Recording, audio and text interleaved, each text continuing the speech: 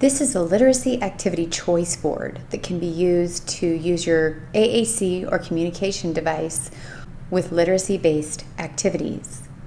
Comprehension will address asking and answering questions related to a story that has been read to a child. The child could ask who, and the communication partner could model the answer using high-tech or low-tech voice output or printed options. They could also ask the child, "Who is your favorite character?" Remember, every answer is the right answer. Let's say they pick a girl and there wasn't a girl in the story. Then you point out, how do we know that? We know that because we've used he and him, and those are pronouns we use with a boy, and they learn about that. You can talk about where the story takes place. Most stories take place in more than one area. This gives the child the opportunity to think about what part they remember. It helps the person facilitating the activity to recognize what part of the story stuck out to this child. Oh, when they were inside. Oh, when they were at the lake. When did the story take place? I'm not that worried that they can say 8:33 p.m., but daytime and nighttime, that's helpful stuff. Let's talk about the vocabulary that gives us the clues. The sun was shining, the stars were out. What time of the day do we think it was? How did they feel?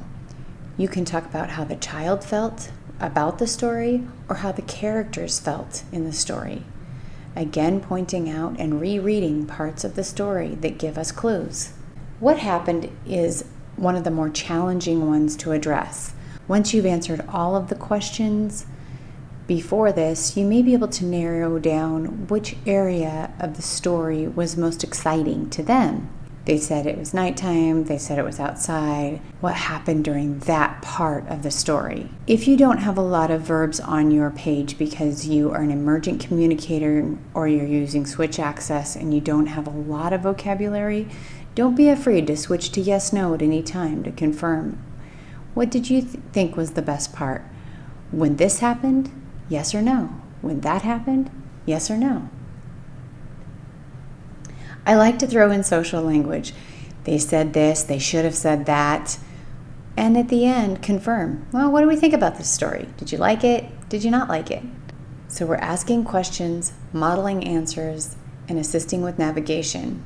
The point of this activity is not to test the child, but to expose them in things like, when I say who, you go people.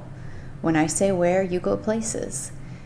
Helping them find vocabulary and talking about all the aspects of a narrative.